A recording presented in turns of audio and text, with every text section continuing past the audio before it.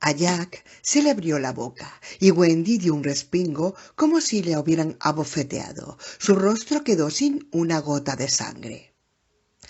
«Pero si jamás hablamos de eso», exclamó, «no solo frente a él, ni siquiera entre nosotros». «Creo que es mejor que usted lo sepa todo, doctor», dijo Jack. Poco después del nacimiento de Denny, yo caí en el alcoholismo. Durante toda mi época de universitario había tenido un problema con la bebida. Se suavizó un poco después de haber conocido a Wendy y empeoró más que nunca después del nacimiento de Denny. En la época en que escribir, la actividad que yo considero mi vocación, y mi verdadero trabajo, se me hacía realmente muy difícil. Cuando Denny tenía 3 años y medio, me derramó una lata de cerveza sobre los papeles con que yo estaba trabajando, o con que estaba perdiendo el tiempo en todo caso. Y bueno, a la mierda. Se le quebró la voz, pero los ojos, secos, no rehuyeron la mirada del médico.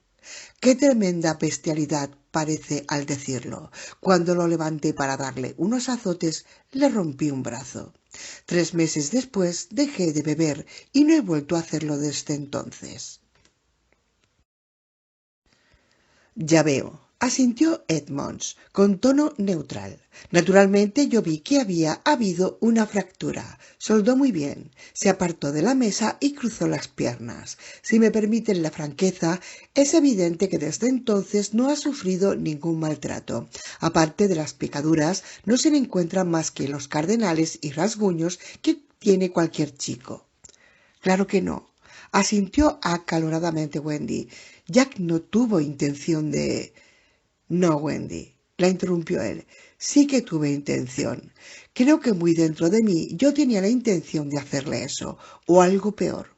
Volvió a mirar a Edmonds. ¿Sabe una cosa, doctor?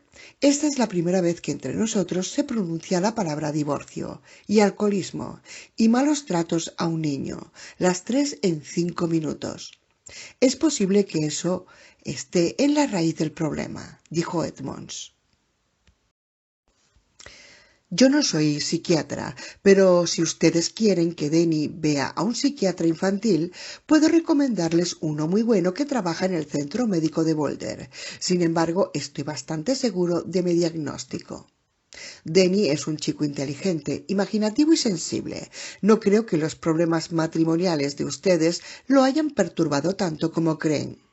Los niños pequeños son grandes conformistas, no entienden lo que es la vergüenza, ni la necesidad de ocultar las cosas. Jack se miraba las manos. Wendy le tomó una y se la apretó. Pero el niño sentía que había cosas que andaban mal. Entre ellas, desde su punto de vista, lo principal no era el brazo roto, sino el vínculo roto o en peligro de romperse entre ustedes dos. Él mencionó el divorcio, pero no el brazo roto. Cuando mi enfermera se lo mencionó, se limitó a encogerse de hombros. Para él no era cosa importante. Eso pasó hace mucho tiempo. Creo que fue lo que dijo. ¡Qué criatura! Masculló Jack, con las mandíbulas fuertemente contraídas, los músculos de las mejillas destacados por la tensión. No nos lo merecemos.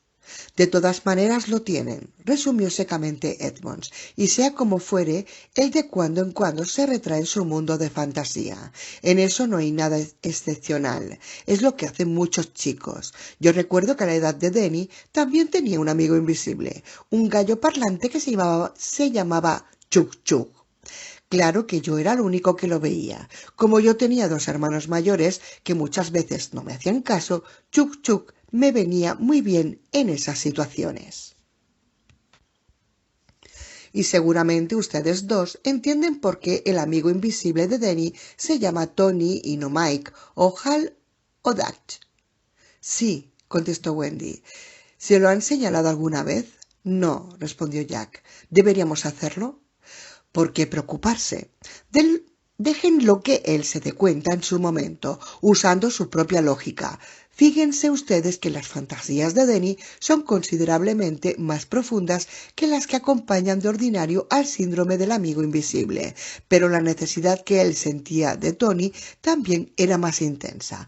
Tony venía y le mostraba cosas agradables, a veces sorprendentes, pero siempre cosas buenas. Una vez Tony le mostró dónde estaba el baúl que se le había perdido a papá, bajo las escaleras. Otra vez le mostró que para su cumpleaños mamá y papá iban a llevarlo a un parque de diversiones. Al gran Barrington, exclamó Wendy. Pero ¿cómo podía saber esas cosas? Son espeluznantes las cosas con que sale a veces, casi como si tuviera clarividencia. Completó Edmonds, sonriente. Nació envuelto en las membranas, evocó débilmente Wendy. La sonrisa de Edmonds se convirtió en una franca carcajada. Jack y Wendy se miraron y sonrieron también, atónitos al ver lo fácil que era. Esos aciertos misteriosos que solía tener Denny eran otra de las cosas de las cuales no habían hablado mucho. Ahora falta que me digan qué es capaz de levitar, agregó Edmonds, todavía sonriendo. No, no, no, no. Me temo que no. No es nada extrasensorial, sino nuestra vieja conocida, la sensibilidad humana, que en el caso de Denny es excepcionalmente aguda. ¡Qué equivocado que estás, doctor Edmonds! Señor Torrance, él supo que su baúl estaba debajo de la escalera porque era el único lugar donde usted no había mirado. Un proceso de eliminación tan simple que le daría risa a Ellery Queen. Tarde o temprano a usted mismo se le habría ocurrido. Y en cuanto al parque de diversiones de Grand Barrington, ¿de quién partió la idea? ¿De ustedes o de él? De él, por supuesto, respondió Wendy. Durante toda la mañana lo habían anunciado en los programas para niños y él estaba loco por ir. Pero la cosa es, doctor, que nosotros no teníamos dinero para llevarlo y se lo habíamos dicho. Entonces, una revista para hombres que me había comprado un cuento en 1971 me envió un cheque por $50, explicó Jack.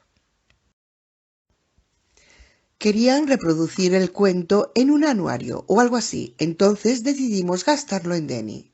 Edmonds se encogió de hombros. Un deseo que se cumple por una feliz coincidencia. Demonios, parece que está usted en lo cierto, admitió Jack. Y el propio Denny me dijo que muchas veces Tony le mostraba cosas que después no ocurrían, visiones basadas en un fallo perceptivo, simplemente. Denny hace subconscientemente lo que los supuestos místicos y videntes hacen bien a conciencia y con todo cinismo. Me parece admirable. Si la vida no lo obliga a retraer las antenas, creo que será un hombre estupendo. Wendy hizo un gesto afirmativo, porque naturalmente ella pensaba que Denny sería un hombre estupendo, pero la explicación del médico le sonaba a bla bla bla. Sabía más a margarina que a mantequilla. Edmonds no había vivido con ellos. No había estado presente cuando Denny encontraba botones perdidos. Le decía a Wendy que tal vez la guía de televisión estuviera debajo de la cama. Que le parecía mejor llevar los chanclos a la escuela aunque hubiera sol, y ese día volvían a casa caminando bajo una lluvia impresionante, protegidos por el paraguas de Wendy. Edmonds no podía saber de qué manera tan extraña se anticipaba Denny a los deseos de ambos. Si excepcionalmente una tarde Wendy decidía prepararse una taza de té, en la cocina se encontraba una taza preparada con un saquito de té dentro. Cuando pensaba que tenía que devolver los libros a la biblioteca, se los encontraba todos pulcramente apilados sobre la mesa del vestíbulo, coronada la pila por su tarjeta de lectora. O a Jack se le ocurría lavar el Volkswagen y se encontraba a Denny ya fuera, escuchando su radio de galena mientras esperaba sentado al borde de la acera para verlo trabajar. En voz alta se limitó a preguntar: «Entonces, ¿por qué ahora tiene pesadillas? ¿Por qué Tony le dijo que echara el pestillo a la puerta del baño? Creo que es porque Tony ha sobrevivido a su utilidad, explicó Edmonds. Nació en un momento, Tony, no Denny, en que usted y su marido se esforzaban por mantener unida la pareja. Su marido bebía demasiado, estuvo el incidente del brazo roto y el silencio amenazador entre ustedes dos. Silencio amenazador, sí, esas palabras eran las que decían la verdad. Las comidas tensas y ceremoniosas en que no se decían otra cosa que por favor, pásame la mantequilla, o Denny, cómete todas las zanahorias, o si me disculpas, por favor. Las noches en que Jack desaparecía y ella se tendía con los ojos secos en el diván mientras Denny miraba la televisión. Las mañanas en que ella y Jack daban vueltas uno en derredor del otro como dos gatos enojados con un ratón tembloroso y asustado en el medio. Todo eso sonaba verdad. Dios mío, ¿es que alguna vez dejan de doler las viejas cicatrices? Horrible, horriblemente verdad. Pero las cosas han cambiado, resumió Edmonds. Ustedes saben que entre los niños las conductas esquizoides son algo bastante común. Y se las aceptas porque es común en todos nosotros los adultos, rige el acuerdo tácito de que los niños son lunáticos, tienen amigos invisibles. Cuando están deprimidos pueden ir a esconderse en el armario para aislarse del mundo. Asignan el valor del talismán a una manta, a un osito o a un tigre de trapo. Se chupan el pulgar. Cuando un adulto ve cosas inexistentes, lo consideramos listo para que lo metan en un cuarto de paredes acolchadas. Cuando un niño dice que vio un duende en el dormitorio o un vampiro del otro lado de la ventana, nos limitamos a sonreír con indulgencia. Tenemos una frase que nos sirve de explicación para todos los fenómenos de ese tipo en los niños. Ya se le pasará, apuntó Jack. Exactamente, parpadeó Edmonds. Sí, pues bien, yo sospecho que Denny estaba en excelente situación para desarrollar una psicosis con todas las de la ley. Una vida familiar desdichada, mucha imaginación, el amigo invisible, que para él era tan real que casi se hizo real para ustedes. En vez de pasársele esa esquizofrenia infantil, Denny podría haberse pasado a ella. ¿Y terminar siendo autista?, preguntó Wendy. Algo había leído sobre el autismo y la palabra misma la asustaba. Le sonaba a un terrible silencio blanco. Posible, pero no necesariamente. Podría haberse limitado a entrar algún día en el mundo de Tony y no haber regresado nunca a lo que él llama las cosas reales. Dios, suspiró Jack. Pero ahora la situación básica ha cambiado drásticamente. El señor Torrance ya no bebe. Están ustedes en un nuevo lugar donde las condiciones obligan a los tres a estrechar más que nunca la unidad familiar, bastante más estrecha que la mía, ya que mi mujer y mis hijos no me ven más de 2 o 3 horas por día. En mi opinión, está en una perfecta situación curativa, y pienso que el hecho mismo de que sea capaz de establecer una diferenciación tan nítida entre el mundo de Tony y las cosas reales habla muy en favor de la salud mental de Denny. Él dice que ustedes dos ya no piensan en divorciarse. ¿Tienen razón, como creo? Sí, respondió Wendy, y ya le apretó con fuerza la mano. Ella le devolvió el apretón. Edmonds hizo un gesto de asentimiento. Entonces ya no necesita a Tony. Denny lo está expulsando de su sistema. Tony ya no le trae visiones placenteras, sino pesadillas hostiles que lo asustan demasiado para que pueda recordarlas, salvo fragmentariamente. Denny interiorizó a Tony durante una situación vital difícil, por no decir desesperada, y ahora Tony se resiste a irse, pero se está yendo. Su hijo es un poco como un drogadicto que está dejando el hábito. Se levantó y los Torrance también se pusieron en pie. Como ya les dije, yo no soy psiquiatra.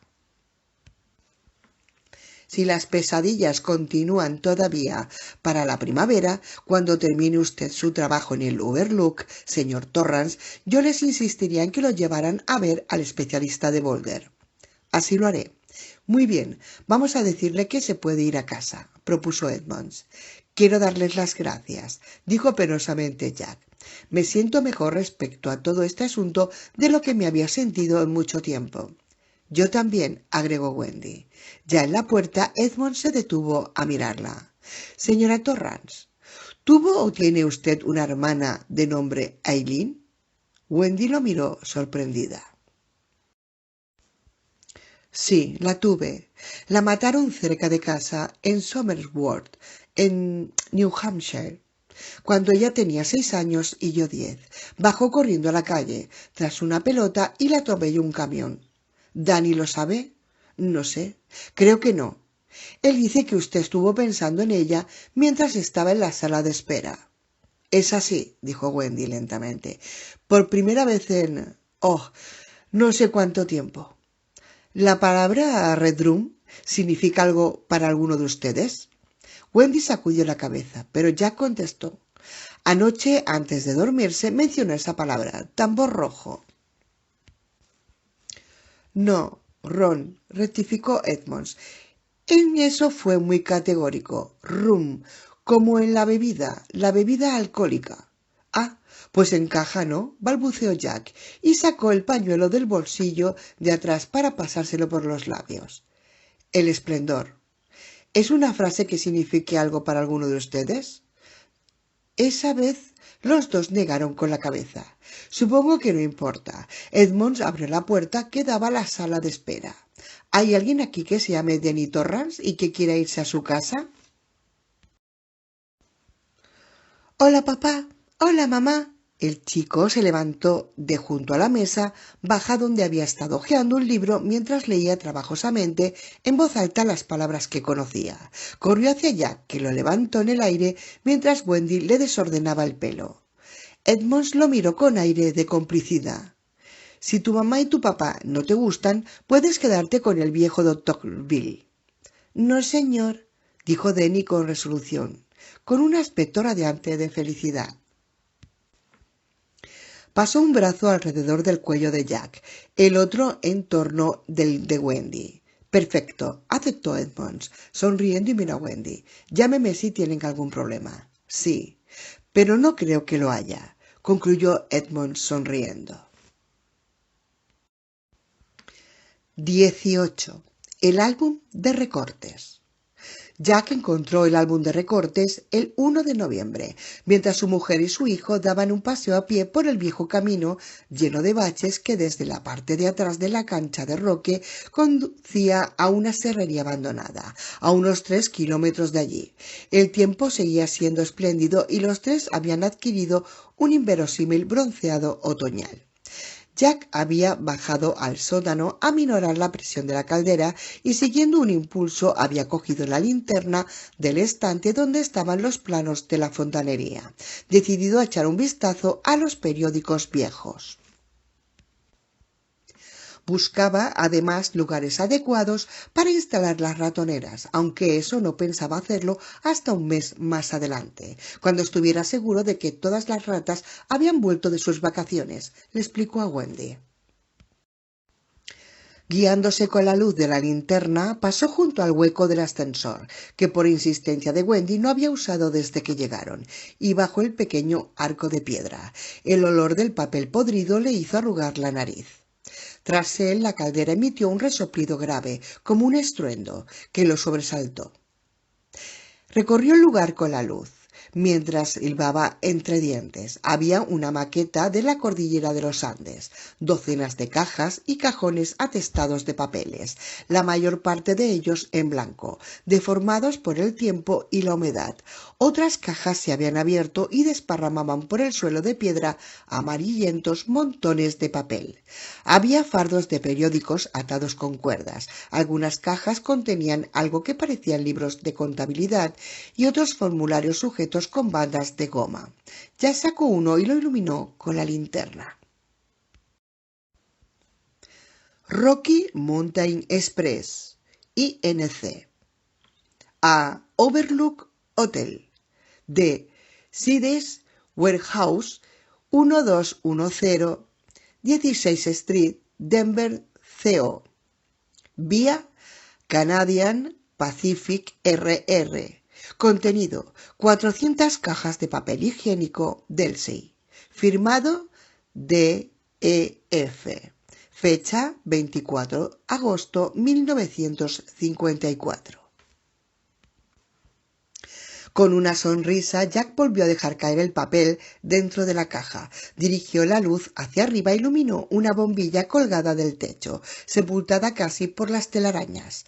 No tenía cadena para encenderla. Se puso de puntillas para enroscar mejor la bombilla. Se encendió débilmente. Recogió la factura y la empleó para quitar algunas telarañas.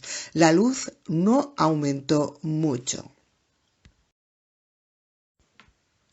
Empleando aún la linterna, se paseó entre las cajas y fardos de papel en busca de rastros de ratas. Las había habido, pero hacía mucho tiempo, años tal vez.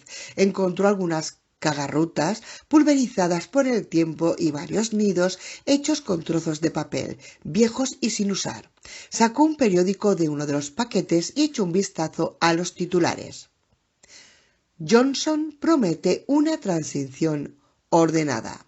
Dice que las obras empezadas por JFK se continuarán el año próximo. El periódico era el Rocky Mountain News y la fecha del 19 de diciembre de 1963. Jack volvió a dejarlo en el montón. Se sentía fascinado por esa elemental sensación del transcurrir histórico que cualquiera tiene al echar un vistazo a las noticias de 10 o 20 años atrás. En el montón de periódicos y anotaciones había lagunas. Nada de 1937 al 45, del 57 al 60, del 62 al 63. Se imaginó que eran las épocas en que el hotel había estado cerrado.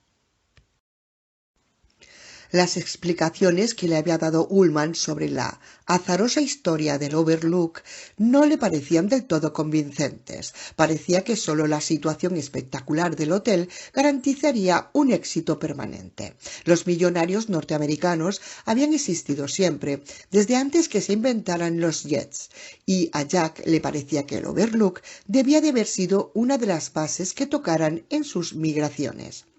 Era lo que sonaba más verosímil: el Waldorf en mayo, el Bar Harbor House en junio y julio, el Overlook en agosto y a comienzos de septiembre, antes de irse a las Bermudas, a La Habana, a Río, donde fuera. Encontró una pila de viejos registros de huéspedes, pero lo aburrieron. Nelson Rockefeller en 1950, Henry Ford y su familia en 1927, Jean Harlow en 1930, Clark Gable y Carol Lombard en 1956. Darryl F. Zanuck y compañía habían ocupado durante unas semanas todo el piso alto. El dinero debía de haber rebosado por los corredores y por las cajas registradoras como una inundación alucinante, y la administración tuvo que ser espectacularmente mala. Vaya si había historia allí, y no precisamente los titulares de los periódicos. Estaba ahí enterrada en los asientos de los libros mayores y en los vales de servicio a las habitaciones donde no era fácil descubrirla. En 1922, Warren G. Harding había encargado a las 10 de la noche un salmón entero y un cajón de cerveza Coors. Pero, ¿con quién había estado comiendo y bebiendo? ¿Había sido una partida de póker, una reunión estratégica o qué?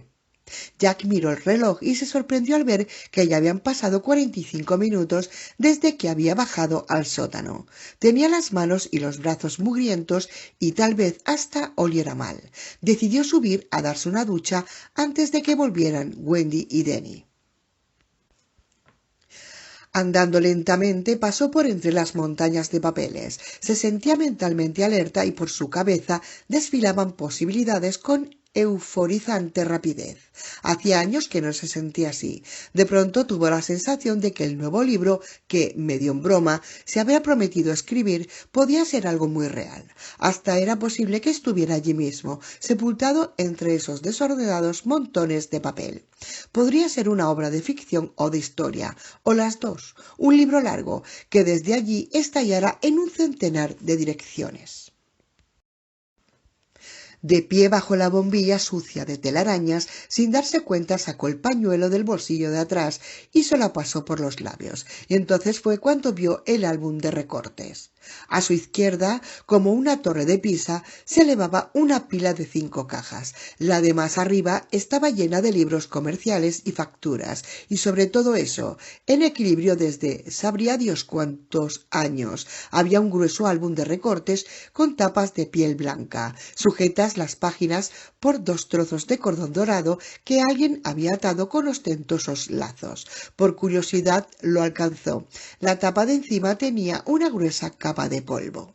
Jack la sostuvo al nivel de los labios, sopló el polvo que se disipó en una nube y lo abrió. Al hacerlo, se escapó una tarjeta que Jack atrapó en el aire, antes de que pudiera llegar al suelo de piedra.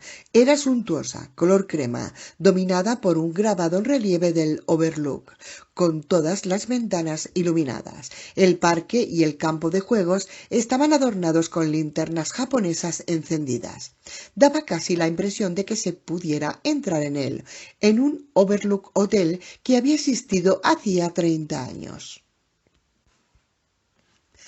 Horace M. Derwent solicita el placer de su asistencia a un baile de máscaras para celebrar la inauguración del Overlook Hotel. La cena se servirá a las 8 de la tarde. Desenmascaramiento y baile a medianoche. 29 de agosto, 1945. Se ruega respuesta. La cena a las 8. El desenmascaramiento a medianoche. Ya casi podía verlos en el comedor, los hombres más ricos de Norteamérica y sus esposas. Ellos de smoking e impecable camisa almidonada, ellas con vestidos de noche, la música de la orquesta, el repiqueteo de los tacones altos, tintinear de cristales, estampidos de corchos de champaña. La guerra había terminado, o casi. El futuro se abría ante ellos, limpio y resplandeciente. Norteamérica era el coloso del mundo, y por fin ella misma lo sabía y lo aceptaba. Y luego a medianoche el propio Derwent gritando: «¡A quitarse las máscaras! ¡A quitarse las máscaras!» Y las máscaras que se apartaban y sobre todos ellos la muerte roja. Frunció el ceño. ¿De qué siniestro rincón le salía eso? Eso era de Poe, el insigne escritorzuelo norteamericano, e indudablemente el Overlook, ese Overlook iluminado y resplandeciente de la invitación que tenía en sus manos, eran los menos parecidos a E.A. Poe que se pudiera imaginar. Volvió a dejar la invitación dentro del libro y pasó a la página siguiente. Un recorte de uno de los periódicos de Denver y debajo garateaba la fecha: 15 de mayo de 1947. Reapertura de elegante hotel de temporada en la montaña con estrellas de primera magnitud como huéspedes. Derwent dice que el Overlook será el espectáculo del mundo, por David Felton, redactor jefe. En sus 38 años de historia, el Overlook Hotel había sido inaugurado y vuelto a inaugurar, pero pocas veces con el estilo y brío que nos promete Horace Derwent, el misterioso millonario californiano que es el último propietario del establecimiento. Derwent, que no hace ningún secreto del hecho de haberse gastado más de $1 millón en su última aventura, aunque hay quien dice que la cifra se acerca más a los 3 millones, declara que el nuevo Overlook será uno de los espectáculos del mundo, uno de esos hoteles en los que 30 años más tarde se recordará haber pasado una noche. Cuando a Derwent, de quien se rumorea que tiene cuantiosos intereses en Las Vegas, le preguntaron si el hecho de haber comprado y reformado el Overlook representaba el primer disparo en la batalla por la legalización del juego en casinos en el estado de Colorado, el magnate de la aviación, el cine, las fábricas de armamentos y los astilleros lo negó, con una sonrisa. Introducir el juego sería abaratar el Overlook, dijo, y tampoco pienso derrotar a Las Vegas. Tengo demasiadas fichas allá para eso. No tengo interés en entrar en manejos para legalizar el juego en Colorado. Sería como escupir contra el viento. Cuando el Overlook abra oficialmente, en sus instalaciones hubo una gigantesca fiesta de enorme éxito hace un tiempo. Cuando se terminaron los trabajos, sus habitaciones, pintadas, empapeladas y decoradas de nuevo, darán alojamiento a una lista estelar de huéspedes, que van desde el diseñador de modas Corbin Stanley a... Con una sonrisa divertida, Jack pasó la página y se quedó mirando un anuncio a doble página de la sección de viajes del New York Sunday Times. En la página siguiente había una nota sobre el propio Derwent, un hombre calvo con ojos capaces de traspasarlo, aún incluso desde la foto de un periódico amarillento. Llevaba anteojos sin montura y un bigote como dibujado a lápiz, en el estilo de los años 40 que nada le hacía parecerse a Errol Flynn. Tenía cara de contable, eran los ojos los que le daban aire de ser algo o alguien, más que eso. Ya recorrió rápidamente el artículo. La mayor parte de la información le era conocida por una nota del Newsweek sobre Derwent, aparecida el año anterior. Nacido pobre en St. Paul, no terminó el secundario y en cambio entró en la Armada. Tras un rápido ascenso se retiró en medio de un áspero pleito por la patente de un nuevo modelo de hélice que había diseñado. En el tira y afloja entre la Armada y un joven desconocido llamado Horace Derwent, el resultado era previsible. Ganó el tío Sam. Pero el tío Sam jamás había vuelto a conseguir otra patente, y eso que había habido muchas.